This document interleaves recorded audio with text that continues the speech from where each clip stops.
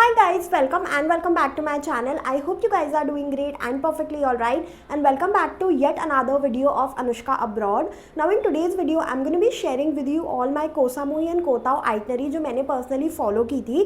Those of you who have not seen my first part 1 आप मेरे channel पे देख सकते हो. उसमें मैंने आपको सब कुछ डिटेलिंग बताई है कि आप कैसे Koh Samui पहुँच सकते हो, एंड आपको अगर उसका लिंक चाहिए तो आपको डिस्क्रिप्शन में मिल जाएगा. इस वीडियो में I am going to be sharing with you all my itinerary which I followed, and trust me it was amazing. So those of you who are seeing this face for the first time, I went to Koh Samui and Koh Tao for my birthday trip and it was amazing. बहुत ही ज़्यादा मज़ा आया था and इतने कम में ये trip हो गई थी. आई completed this trip only in 45,000 rupees. वो भी मैं आपको शॉपिंग इंक्लूड करके बता रही हूँ. अगर मैं शॉपिंग को एक्सक्लूड करूँ तो मैंने ये पूरी ट्रिप 40,000 में ही कर ली थी and it was amazing. So I was in Koh Samui and Koh Tao for almost 8 days in just 40,000 rupees and it was amazing. So usually लोग क्या करते हैं, जब भी वो थाईलैंड जाते हैं तो वो थाईलैंड को एक्सप्लोर करते हैं, फीफी आइलैंड, फुकेट, क्राबी, यहाँ सब जाके, विच इज़ अमेजिंग. लेकिन 99% ऑफ द पॉपुलेशन यही करती है, वो इसी तरीके से थाईलैंड को एक्सप्लोर करती है. लेकिन मैंने कुछ अलग किया था. Oh my god, the scenic views were so mesmerising that I can't put into words. तो इस वीडियो में मैं आपके साथ मेरी पूरी आइटनरी शेयर करूँगी 8 days की, कि आप कैसे अपना ट्रिप प्लान कर सकते हो. अगर आपकी शादी हुई है रिसेंटली, या आपका बर्थडे है, या आप ऐसे ही अपने फ्रेंड्स के साथ घूमने जा रहे हो, या कुछ भी प्लान कर रहे हो, तो आप इस आइटनरी को फॉलो कर सकते हो. ये काफ़ी ज़्यादा रिलैक्स्ड आइटनरी है एंड आप सारे इसमें जो पॉइंट्स हैं, जो सारे व्यू पॉइंट्स हैं, जो चीज़ें हैं, आप सब कुछ एक्सप्लोर कर पाओगे, कीपिंग एवरीथिंग रिलैक्स्ड, एंड आप अंडर बजट में इसको कर लोगे बहुत ही अच्छे से. Even if you are planning तो आप इस पूरी आइटनरी को अच्छे से समझना.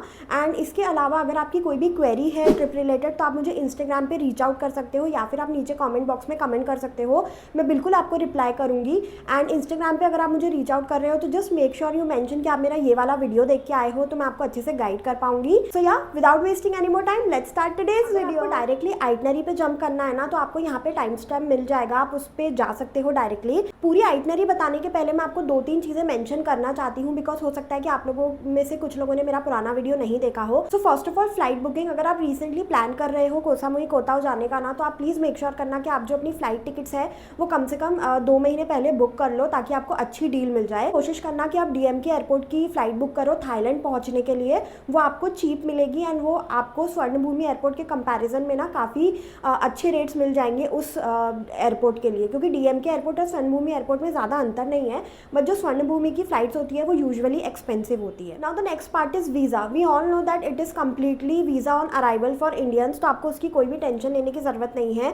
बट जस्ट मेक श्योर करना कि आप जब भी थाईलैंड विजिट कर रहे हो ना, उसके 24 आवर्स पहले आप ये वाला फॉर्म फिलअप कर दो. इस फॉर्म को फिल करने की जो लिंक है ना, वो आपको डिस्क्रिप्शन में मिल जाएगी. तो ये उनका एक डिजिटल कार्ड होता है जो कि मैंडेटरी होता है. तो प्लीज़ आप मेक श्योर करना कि आप इस फॉर्म को फिल अप करके ही जाएं, एंड क्योंकि ये हो सकता है कि आपसे एयरपोर्ट पे इमिग्रेशन ऑफिसर वगैरह इसको मांग ले, तो मेक श्योर करना कि ये आपके पास हो ना. इस फॉर्म को इशू करने का रीज़न सिर्फ यही होता है कि वहाँ की जो पुलिस अथॉरिटी होती है उनको ये इन्फॉर्मेशन है that you are visiting their country. तो मेक श्योर कि आप इस फॉर्म को 2 दिन पहले फिलअप कर ले याद से. Now the another point is currency. We all know that Thailand में बात फॉलो होता है एंड उनकी जो करेंसी है वो हमारी करेंसी से थोड़ी सी एक्सपेंसिव है. तो यहाँ पे आपको कन्वर्जन रेट मिल जाएगा आज का, मैं यहाँ पे मेंशन कर दूंगी. तो आप मेक श्योर करना कि आप जब इंडिया से जाओ ना, तो एटलीस्ट आपके पास 30,000 to 40,000 रुपीज़ हो इंडियन रुपीज़ में. बिकॉज वहाँ पे क्या होता है कि यूजुअली बहुत सी जगह वहाँ पे अभी भी कैश सिस्टम ही है, वहाँ पे कोई डिजिटल फॉर्म ऑफ पेमेंट नहीं है. या तो आप कार्ड से पे करो या तो आप कैश से पे करो. तो प्लीज़ मेक श्योर करना कि आप जब भी इंडिया से जा रहे हो ना, तो आप एटलीस्ट अपने पास 40-50,000 या 30-40-50,000 का कैश अपने पास रखो. वैसे तो इमिग्रेशन ऑफिसर्स नहीं पूछते हैं, बट क्योंकि वी डोंट नो राइट, क्योंकि सोशल मीडिया पे अभी ये सब चीज़ें हैं कि काफ़ी ज़्यादा लोगों से पूछ लेते हैं. तो मेक श्योर करना कि आप अपने पास कुछ अमाउंट रखो एंड आपके कार्ड में भी अच्छा खासा बैलेंस हो. Okay, so this is the only thing that you need to make sure. But that's it. Transportation. अगर हम वहाँ पे पहुँच जाते हैं तो हम लोग एक्सप्लोर कैसे करेंगे, तो उसके लिए वहाँ पे आपको ईजिली स्कूटी रेंट पे मिल जाएगी Koh Samui and Koh Tao में. उसका आपको कोई भी टेंशन लेने का ज़रूरत नहीं है. आप अपने होटल वालों को भी रीच आउट कर सकते हो, वो भी आपके लिए ईजिली अवेल करवा देंगे इसको. Now how to reach Koh Samui, कब फ्लाइट बुक करें, कैसे क्या करें, कौन सी फेरी बुक करनी है, ये सारी डिटेल्स आपको मेरे फर्स्ट वीडियो में मिल जाएगी. तो मेक श्योर आप उस वीडियो को एक बार देख लें ताकि आपको पूरी डिटेलिंग पता लग जाए. इस वीडियो में मैं प्रॉपर आपके साथ आइटनरी ही शेयर करूँगी, कैसे आप अपना ट्रिप प्लान कर सकते हो 8 दिन का. सो मैंने यहाँ पे मेरे पूरे नोट्स बना रखे हैं कैसे मैंने पूरा ट्रिप प्लान किया था। सो सबसे पहले तो मैं आपको ये सजेस्ट करूँगी कि आप डे 1 पे जब भी कोह सामुई के लिए ट्रैवल करें तो आप ये कोशिश करें कि जो आपका ट्रिप हो ना वो मॉर्निंग से स्टार्ट हो। ये जो आइटनरी है इसके अकॉर्डिंग मैं आपको ये सजेस्ट करूँगी कि आप जो बैंकॉक है ना वो सुबह मॉर्निंग में लैंड कर जाना DMK airport, and then DMK airport land करने के बाद जो आपकी सूरजतानी की फ़्लाइट है वो आप, क्योंकि DMK एयरपोर्ट पे टर्मिनल 1 एंड टर्मिनल 2 बहुत पास में है, it's just a walking path, तो आपको उसमें टेंशन लेने की ज़रूरत नहीं है। आप कोशिश करना कि अगर आप 7 बजे लैंड हो गए हो तो आप 9, साढ़े 9 या 10 बजे की अपनी फ़्लाइट बुक कर लो सूरजतानी के लिए। कोशिश करना जो सूरजतानी है ना वो आप 12 से 1 बजे के पहले पहुंच जाओ ताकि आप लास्ट फेरी ले सको। ये चीज़ मैंने मेरे पुराने वीडियो में भी बताई थी। तो आप ऐसा करोगे ना तो आप रात तक कोह सामुई पहुँच जाओगे। प्लीज़ उस रात को आप कुछ भी मत करना, कुछ भी कहीं भी कोई व्यू पॉइंट वगैरह देखने मत जाना, बिकॉज आपकी पूरे दिन की ट्रैवलिंग रहेगी। तो मैं आपको यही मैं बोलूँगी कि आप उस दिन पूरा रिलैक्स करो। सजेस्ट करूँगी कि दैट डे 1 पे आप 9 बजे से अपना पूरा ट्रिप चालू करना, अपना ब्रेकफास्ट वगैरह कर लो सब कुछ। तो ब्रेकफास्ट के लिए मैं आपको यहाँ सजेस्ट करूँगी कि आप अपने पास से कुछ सामान लेके जाना। हम इंडियंस के बहुत सारे स्नैक्स होते हैं तो आप वो लेके जाओ, and then may be 7-Eleven जाके आप कुछ भी खा सकते हो, बट मॉर्निंग में ये कोशिश करना कि आपके पास एटलीस्ट कुछ ना कुछ हो कि आप कुछ खा पाओ अपना। और डे 1 पे जो आप अपना पहला व्यू पॉइंट कवर करोगे वो होगा लादको व्यू पॉइंट, एंड वो आप एक्सप्लोर कर सकते हो 9 से 11 बजे के बीच में। ना ये व्यू पॉइंट बहुत ही अमेजिंग है, इसके व्यूज़ इतने प्यारे हैं ना, आपको इतना ब्यूटीफुल वाटर देखने को मिलता है that I can't put into words. तो आप ये कर सकते हो कि आप 9 से 11 बजे के बीच में लादको व्यू पॉइंट चले जाओ। वहाँ पे आप आराम से टाइम स्पेंड करो अपने पार्टनर के साथ या अपने फ्रेंड्स के साथ, अच्छे अच्छे पिक्चर्स क्लिक करो। आप चाहो तो बिल्कुल नीचे भी जा सकते हो या फिर आप ऊपर से भी पूरे सी का व्यू देख सकते हो, ओशन का व्यू देख सकते हो। It is really very beautiful.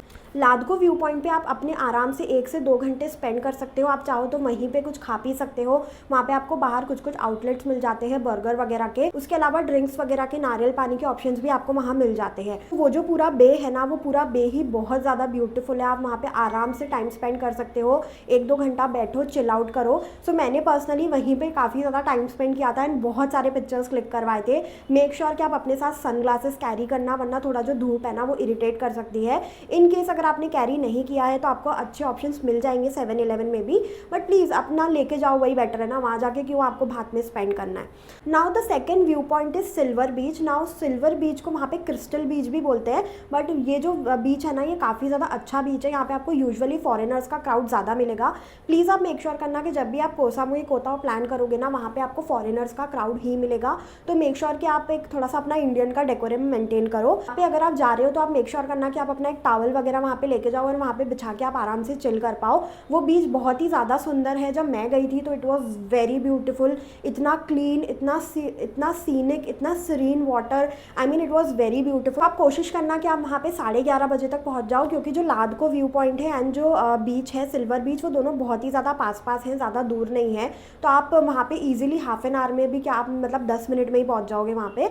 तो वहाँ पे पहुँचने के बाद आप वहाँ पे थोड़ा रिलैक्स कर सकते हो, म्यूज़िक वगैरह सुन सकते हो, बीच एंजॉय कर सकते हो। इफ़ यू लाइक स्विमिंग तो आप वहाँ पे स्विमिंग कर सकते हो, एंड वाटर बहुत ही ज़्यादा क्लियर होता है। एंड प्लीज़ बीच से कुछ भी शॉप मत करना, वो लोग बहुत ओवर रेट्स लगाते हैं। प्लीज़ कुछ भी शॉप मत करना। देन लंच के लिए मैं आपको सजेस्ट करूँगी कि आप अगर आप नॉन वेजिटेरियंस हो तो आपको बहुत ऑप्शंस वहाँ पे मिल जाएंगे। There are ample of restaurant जो कि अवेलेबल है। लेकिन if you are a vegetarian then आपको वहाँ पे गोविंदास मिल जाएगा स्कॉन का। तो उसका जो प्रॉपर एड्रेस है ना वो आपको नीचे मेरी आइटनरी में मिल जाएगा, या फिर आप मुझे इंस्टाग्राम पर DM कर सकते हो। तो वो आपको कोह सामुई में मिल जाएगा गोविंदास। तो वहाँ पे जाके आप खाना खा सकते हो। Now Silver Beach, Govinda's and Lad Koh view point ये सब बहुत पास में है। तो आप गोविंदास में जाके आराम से अपना लंच कर सकते हो। वहाँ पे आपको पूरा वेजिटेरियन खाना मिल जाएगा। आपको जो भी इंडियन खाना खाना है आपको सब कुछ मिलेगा। इवन वहाँ पे फॉरेनर्स भी खाना खाने आते हैं। एंड बिल्कुल आपको, अगर आप एक जैन भी हो देन ऑल्सो आपको वहाँ पे बिल्कुल प्योर लहसुन प्याज के बिना का खाना मिल जाएगा। आपको कोई भी प्रॉब्लम नहीं आने वाली। नाउ इसके अलावा अगर आप एक नॉन वेजिटेरियन हो देन आपको उसी के नीचे बहुत सारे रेस्टोरेंट मिल जाते हैं। So it's like a complex, and उस कॉम्प्लेक्स में है तो वहाँ पे और भी ज़्यादा आउटलेट्स हैं। एंड बाहर जो स्ट्रीट है ना वहाँ पे भी बहुत सारे ऑप्शंस लगे रहते हैं। इसके अलावा जो वो पूरी स्ट्रीट है वो भी शॉपिंग के लिए काफ़ी फेमस है। तो आप उस खाना खाने के बाद आप उस स्ट्रीट पे शॉपिंग भी कर सकते हो। तो वहाँ पे आपका 1 घंटे में खाना वगैरह हो जाएगा। लंच करने के बाद आप अपने होटल जा सकते हैं, वहाँ पे थोड़ा रिलैक्स कर सकते हैं। तो कोह सामुई ओवरऑल काफ़ी छोटी जगह है, तो आप जहाँ भी अपना होटल बुक करेंगे ना, वहाँ से आपको पहुँचने में big Buddha half an hour लगेगा। तो आप एट 5 o'clock लीव करिए ना, आप 5:30 तक बिग बुद्धा पहुँचिए। 5:30 to 6:30 वो close at 6:30 big Buddha closes. तो आप 6:30 वहाँ पे टाइम स्पेंड करिए, वहाँ पे सनसेट देखिए एंड वहाँ से जो व्यूज़ है, oh my God, it is so beautiful that I can't put into words. मतलब वो जो पूरा बे ही है ना वहाँ तक जाने का, उसके ही इतने सीनिक व्यूज़ है। तो आप वहाँ पे अच्छा खासा टाइम स्पेंड कर सकते हो, पिक्चर्स क्लिक करवा सकते हो। तो मैं मेरे कुछ पिक्चर्स यहाँ पे इंसर्ट कर दूँगी, आप देख सकते हो। So it was very beautiful. वहाँ पे आप 6:30 तक टाइम स्पेंड करिए। मेक श्योर जब भी आप बिग बुद्धा विजिट करें मॉर्निंग में या कभी भी जब भी आप विजिट करें, मेक श्योर करें कि आप फुली कवर्ड हो, बिकॉज वहाँ पे अलाउड नहीं है शॉर्ट स्लीवलेस टॉप्स या स्पेगेटी वगैरह में जाना। तो मेक श्योर करिए कि आप फुली कवर्ड हो जब भी आप बिग बुद्धा जाएँ। एंड देन बिग बुद्धा के बाद आप क्या कर सकते हो, आप वहाँ से या तो अपने होटल आ सकते हो, थोड़ा रिलैक्स कर सकते हो एंड एट 7-7:30 आप मसाज के लिए जा सकते हो, या फिर आप जा सकते हो नाइट मार्केट में। नाउ फिशरमैन विलेज का वहाँ पे नाइट मार्केट लगता है, तो आप वहाँ पे जा सकते हो। सो मैंने पर्टिकुलरली उस दिन कुछ नहीं किया था, मैं बिग बुद्धा से आई, मैंने मसाज ली and then I went to sleep. लेकिन आप ये कर सकते हो कि आप उस दिन कुछ और प्लान कर सकते हो, आप फिशरमैन मार्केट भी उस दिन एक्सप्लोर कर सकते हो। डिनर करना है प्रॉपर, देन अगेन आप गोविंदास जा सकते हो। ये सब कुछ आस पास ही है, तो आपको कुछ प्रॉब्लम नहीं आने वाली। आप वहाँ पे जाके अपना डिनर कर सकते हो and you can end your day. Now let's come to day 2। Now day 2 आप अपना स्टार्ट करो जंगल क्लब से। नाउ मैं जंगल क्लब क्यों बोल रही हूँ, because those of you who don't know, Jungle Club एक one of the best location है कोसा मुई में। वहाँ से जो व्यूज़ है वो काफ़ी ज़्यादा सीनिक और ब्यूटीफुल होते हैं एंड ओवरऑल वहाँ का वाइब बहुत ही ज़्यादा अच्छा रहता है। तो आप गूगल पे भी देख सकते हो, Jungle Club is one of the most famous place of Koh Samui. वहाँ पर आपको बहुत ज़्यादा क्राउड मिलता है इवनिंग में। तो मैं आपको इसीलिए वहाँ का इवनिंग का सजेस्ट नहीं कर रही हूँ, क्योंकि वहाँ के जो चार्जेस है ना, कुछ कवर चार्जेस इवनिंग वगैरह में हो जाते हैं, लेकिन मॉर्निंग में कुछ नहीं रहता वहाँ पे। तो आप मॉर्निंग में वहाँ पे विजिट करो, बिकॉज जब मैं गई थी तो वहाँ पे इवनिंग के बहुत ज़्यादा चार्जेस थे, तो मैंने मॉर्निंग में वो कवर किया था। आप कोशिश कर सकते हो कि आप 9 बजे से 11 बजे के बीच में वहाँ पे पहुँच जाओ, बट जस्ट मेक श्योर करना कि आप पहले से रिजर्वेशन वहाँ पे कर लो, 1 दिन पहले या 2 दिन पहले। वीकेंड्स का तो आप वहाँ पे सोचना भी मत, बिकॉज बहुत ज़्यादा एक्सपेंसिव हो जाता है एंड वैसे भी वहाँ पे बहुत भीड़ रहती है वीकेंड्स को। कोशिश करना कि आप अपनी आइटनरी ऐसे प्लान करो कि आप मंडे टू फ्राइडे के बीच में वहाँ पे जाओ एंड मॉर्निंग में जाओ, तो वहाँ पे आपको अच्छे खासे रेट्स मिल जाएंगे and the view will be very amazing and आप अच्छे से वहाँ पे बैठ सकते हो 1-2 घंटा। तो ये आप ज़रूर फॉलो करना ना। वहाँ से फ्री होने के बाद सपोज आप वहाँ पे 9 बजे गए या 10 बजे गए, तो आप 12 बजे तक जंगल क्लब से फ्री हो जाइए एंड जंगल क्लब के पास में ही आपको वतप्लाई लाम मिल जाएगा, तो वहाँ पे जाके आप थोड़ा टाइम स्पेंड कर सकते हो। ये वहाँ का एक हिस्टोरिक प्लेस है, मतलब वहाँ पे स्टैचू वगैरह हैं बुद्धा के, तो आप वहाँ पे जा सकते हो। बहुत ही अच्छी वाइब होती है वहाँ की भी। इफ़ यू लव मेडिटेशन, आपको वहाँ पे जाके बहुत ही ज़्यादा अच्छा लगेगा, आई एम टेलिंग यू। तो वो आपको कवर कर सकते हो आप 12:30 से 1:30 के बीच में, मतलब आप 12:30 to 1:30 वहाँ पे टाइम स्पेंड करिए, आपको काफ़ी ज़्यादा अच्छा लगेगा। बट अगेन मेक श्योर कि आप फुली कवर्ड होके वहाँ पे जाएँ। वो एक्सप्लोर करने के बाद आप वहाँ से जा सकते हो लंच करने, अगर आपको भूख है तो, क्योंकि हो सकता है कि आपने जंगल क्लब में हैवी ब्रेकफास्ट किया हो तो आपको इतनी भूख नहीं हो। टेम्पल के बाहर भी आपको काफ़ी ज़्यादा मार्केट वगैरह मिल जाते हैं, तो आप वहाँ पे कुछ सोवेनियर शॉपिंग वगैरह कर सकते हो, टाइम स्पेंड कर सकते हो एंड वहाँ से फिर आप अपने होटल जाइए, होटल पे जाके रिलैक्स करिए। अगर आपको होटल नहीं जाना, जैसे मुझे होटल नहीं जाना था तो मैंने मसाज ली थी या नेल एक्सटेंशंस करवाए थे, तो आप वो सब कर सकते हो वहाँ पे, क्योंकि कोसा मुई में आपको amazing nail extensions and nail art वाले मिल जाते हैं। वहाँ पे बहुत ही ज़्यादा है ये सब कल्चर, तो आप वो करवा सकते हो वहाँ जाके। तो ऐसे ही आप अपना आफ्टरनून स्पेंड कर सकते हो। इवनिंग के लिए मैं आपको सजेस्ट करूँगी 5:30 से आप 6:30-7:30 आप जाइए छुएंग बीच। वहाँ पे आप जाके देखिए सनसेट, वहाँ पे सनसेट बहुत ही अमेजिंग होता है, बहुत ही ब्यूटीफुल होता है। तो छुएंग बीच पे आप थोड़ा सा टाइम स्पेंड करिए। हो सकता है कि आपको थोड़ा सा क्राउड मिले छुएंग बीच पे इवनिंग में, बिकॉज वो सनसेट के लिए थोड़ी सी अच्छी जगह है, तो वहाँ पे क्राउड हो जाता है कई बार। वो एक चीज़ आपको थोड़ी सी देखनी पड़ेगी, बट उसके अलावा the view is amazing from there, तो आप वहाँ पर थोड़ा टाइम स्पेंड करिए।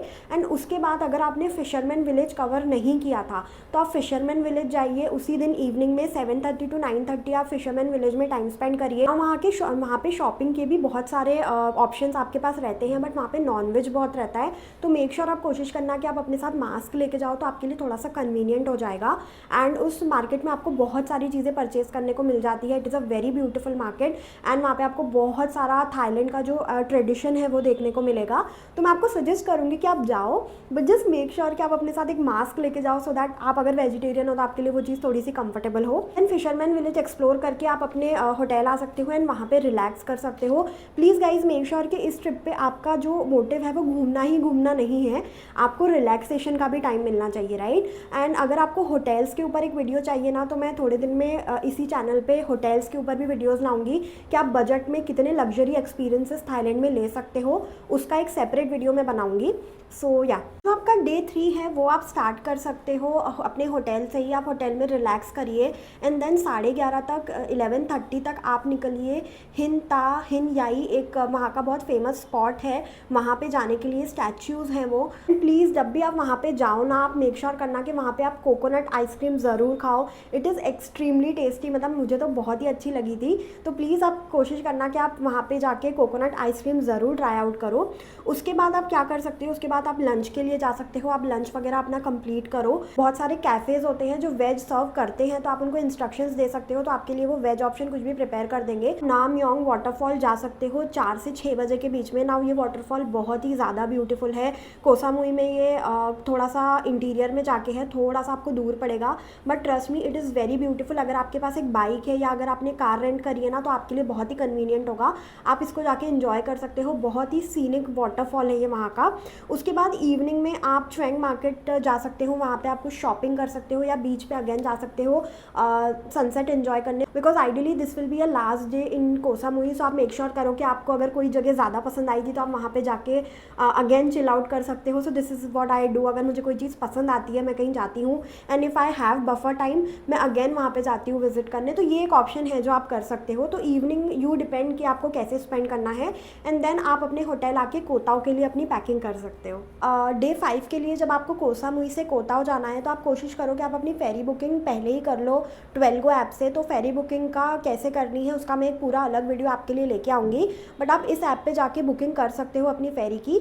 इन केस अगर आपने पहले से बुकिंग नहीं की है, दैट इज़ ऑल्सो फाइन। आप अपने पियर पे जा सकते हो, आप अपने होटल में पूछ सकते हो कि नियरेस्ट पियर कौन सा है। उस पियर पे जाके आप डायरेक्ट टिकट्स भी ले सकते हो कोताओ की। That is not an issue. Make sure करना कि आप टाइम से पियर पहुँच जाओ। फेरी की जो टाइमिंग्स है आप पहले ही देख लो।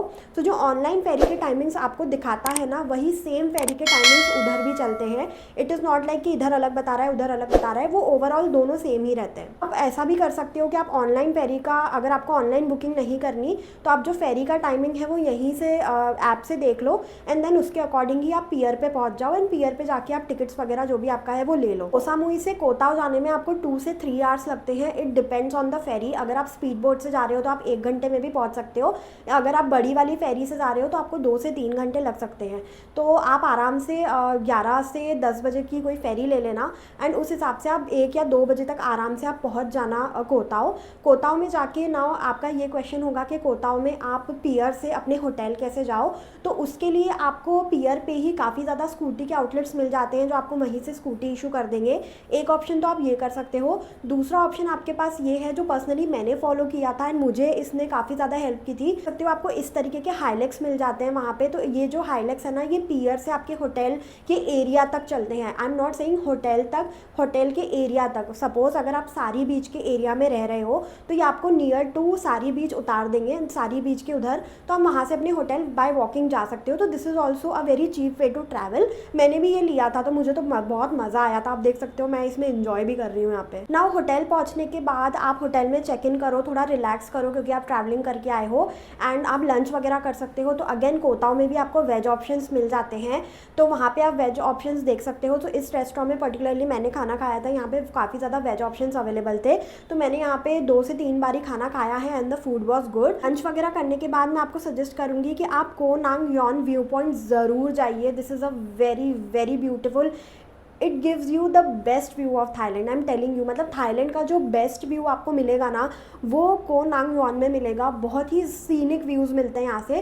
तो आप कोशिश करना कि आप यहाँ पे दिन में चले जाओ, because see it is not safe to travel at night, right. वो थोड़ा सा आपको चढ़ाई करनी पड़ती है उसमें स्कूटी से। तो मेक श्योर करना कि आप ये सब चीज़ें उजाले में ही कवर कर लो rather than going in night. क्योंकि मैंने पर्टिकुलरली यही किया था कि मैं 3 बजे चली गई थी, 3 से 4, साढ़े 4, 5 बजे तक मैंने ये व्यू पॉइंट कवर कर लिया था। आप सनसेट के टाइम भी जा सकते हो, तो it completely depends on you. Evening में 7:30 to 9:30 आप सारी बीच पे जा सकते हो। वहाँ पे बहुत ज़्यादा शोज़ होते हैं, फायर शो होता है, बीच कैफ़ेज़ है वहाँ पे, काफ़ी ज़्यादा नाइट फायर शो होते हैं, बेली डांसिंग होती है, बहुत सारी चीज़ें हैं, तो वो आप इन्जॉय कर सकते हो वहाँ पे। तो वहाँ पे आप 7:30 to 9:30 अपना टाइम स्पेंड करिए सारी बीच पे, एंड अपने होटल जाके देन रिलैक्स करिए and get set for the next day. Day 6 ना, डे 6 पर्सनली मैं आपको बोलूँगी आप पूरा स्नॉकलिंग के लिए रखना। Those of you who don't know, Koh Tao में वर्ल्ड क्लास स्नॉकलिंग होती है, एंड फॉरेनर्स या बहुत सारे लोग बहुत दूर दूर से सिर्फ स्नॉकलिंग करने कोताओ आते हैं, क्योंकि यहाँ का जो वाटर है वो बहुत ही ज़्यादा क्लीन होता है, एंड आपको बहुत ही सुंदर मरीन लाइफ देखने को मिलती है। So if you are a water baby like me, तो मैं आपको बोलूँगी कि आप उस दिन पूरा अपना स्नॉकलिंग के लिए रखिए। आपको बहुत इन्जॉय होगा वहाँ पे, बहुत मज़ा आएगा, आप नए नए लोगों से मिलोगे। तो स्नॉकलिंग के लिए आप पूरा दिन स्नॉकलिंग के लिए रखना, एंड आप अपना लंच, आप कोई पैकेज वगैरह ले सकते हो, टूर पैकेज, जिसमें ये आपको पूरा लेके जाएंगे, आपको लंच भी प्रोवाइड करेंगे वो लोग, एंड आपका पूरा टेक केयर करेंगे। ये जो टूर पैकेजेस है ना, मैं आपको सजेस्ट करूँगी कि आप वहाँ पे जाकर ही बुक करिए, बिकॉज एक दिन पहले, जैसे अगर आप कोताओ में डे 2 पे अपना स्नॉकलिंग रखना है ना, तो आप डे 1 पे ही ये बुक कर लो, एक दिन पहले ही, क्योंकि ऑनलाइन मैंने कभी बुक नहीं किया, तो आई डोंट नो। तो डे 1 पे ही ये आपके लिए बेटर रहेगा कि आप 1 डे प्रायर रख लो, तो वो आपकी सारी चीज़ों का ध्यान रखेंगे, एंड आपको स्नॉकलिंग वगैरह के लिए लेके जाएंगे, इवन आपको फूड भी प्रोवाइड करेंगे। अगर आप वेजिटेरियन हो तो आपके लिए वेजिटेरियन ऑप्शन भी अवेलेबल रहेंगे। तो मैं ये बोलूँगी कि डे 2 जो है ना, वो आप अपना थोड़ा रिलैक्सिंग रखना, एंड सिर्फ स्नॉकलिंग के लिए रखना, because it is so peaceful to see the marine life that उस दिन अगर आप कुछ और रखोगे ना, then you will do injustice to yourself. आप उस दिन को प्रोसेस करिए, उन व्यूज़ को प्रोसेस करिए जो आपने देखे हैं। डे 3 के लिए कोताओ में मैं आपको सजेस्ट करूँगी कि आप अपनी जो मॉर्निंग है ना, वो आप अपने होटल से ही चालू करना, वहाँ पे रिलैक्स करना, एंड देन आप जाना freedom beach. Now freedom beach is really very beautiful. वहाँ पे बहुत ही ज़्यादा क्लीन बीच है, बहुत ही अमेजिंग व्यू दिखते हैं। अगर आपको स्विमिंग वगैरह करनी है या ऐसे ही आपको बीच साइड चिल करना है, तो आप ये कर सकते हो। वहाँ पे आपको काफ़ी ज़्यादा रेस्टोरेंट वगैरह भी मिल जाते हैं बीच साइड पे, तो वहाँ पे भी आप बैठ के एंजॉय कर सकते हो। वहाँ पे आप अच्छे खासे अपने 2-3 आवर्स बिताना, रिलैक्स करना, व्यूज़ देखना, आपको बहुत ज़्यादा पीसफुल लगेगा। एंड देन उसके बाद आप लंच करने जा सकते हो कहीं भी, क्योंकि आपका लास्ट डे है कोताओ में, तो मैं आपको सजेस्ट करूँगी आप मसाज वगैरह लो, थोड़ा रिलैक्स्ड फील करो, बिकॉज देन अगेन आपको एक बैक टू द ड्रिल जाना है अपने ऑफिस की, तो रिलैक्स करना यहाँ पे। एंड उसके बाद इवनिंग में सनसेट के लिए मैं आपको बोलूँगी जॉन स्वॉन व्यू पॉइंट ज़रूर जाना। वहाँ से अमेजिंग व्यूज़ है, बहुत ही ज़्यादा सुंदर जगह है वो, बहुत ही ज़्यादा थाईलैंड का अच्छा व्यू दिखता है आपको वहाँ से। तो वहाँ पे आप अपना सनसेट एंजॉय करो, एंड वहाँ पे आपको काफ़ी ज़्यादा कैफ़े एंड रेस्टोरेंट भी मिल जाते हैं, जहाँ पे आप अपना खाना पीना कर सकते हो, एंजॉय कर सकते हो, and then you can come back to the hotel and pack for the next day to leave from Koh Tao. Day 4 है आपका, वो होगा कोताओ को बाय बोलना। जो आपका एक रिलैक्सिंग हॉलीडे था यहाँ पे, उसको बाय बोलना। तो आई नो ये थोड़ा सा डिफ़िकल्ट होगा, बट आप अपना मॉर्निंग में ब्रेकफास्ट वगैरह करके आप अपने पीआर के लिए निकलना। आप कोशिश करना कि आप 10 से 11 बजे की फेरी ले लें, ताकि आप 2 से 3 बजे तक आराम से सूरजतानी पहुँच जाएँ। And then if you are coming back to India, then Surat Thani से आप फ्लाइट बुक कर सकते हो DMK एयरपोर्ट की, to come back to Bangkok again. And then if you want, आप बैंकॉक में रुक सकते हो, ये पर्सनली मैंने किया था। Otherwise you can fly and come back to India again. तो मैंने पर्सनली ये किया था कि मैं जब बैंकॉक आई थी DMK एयरपोर्ट, देन मैंने 3 दिन बैंकॉक में रुका था, बैंकॉक एंजॉय किया था, बैंकॉक में बहुत सारी चीज़ें देखी थी, तो उसके ऊपर भी मैं वीडियो लेके आऊँगी। तो अगर आपको वो सब करना है तो आप वो कर सकते हो, otherwise you can come and fly back to India. Most important part, the budget breakdown. मैंने ये अपना पूरा ट्रिप 8 दिन का एक्चुअली कितने रुपए में किया। सो यहाँ पे मैं आपको हर चीज़ का ब्रेकडाउन देने वाली हूँ, आपको यहाँ पे हर चीज़ का ब्रेकडाउन मिल जाएगा। हाय गाइस, तो वेलकम बैक। आई होप आपको मेरी ये आइटनरी अच्छी लगी होगी। अगर आपको एक रिलैक्सिंग हॉलीडे चाहिए जहाँ पे आप काफ़ी ज़्यादा एंजॉय कर पाओ, तो प्लीज़ आप इस आइटनरी को फॉलो करना। इसमें मैंने हर चीज़ का ध्यान रखा है। अगर आप एक कॉर्पोरेट बी हो लाइक मी, एंड अगर आपको थोड़ा रिलैक्सिंग टाइम चाहिए ना, then please follow this itinerary. आप मुझे थैंक यू बोलोगे। So I hope you like this video, and yeah, if you like this video, then please hit the like button, do subscribe to my channel, and I will see you in the next video. Bye.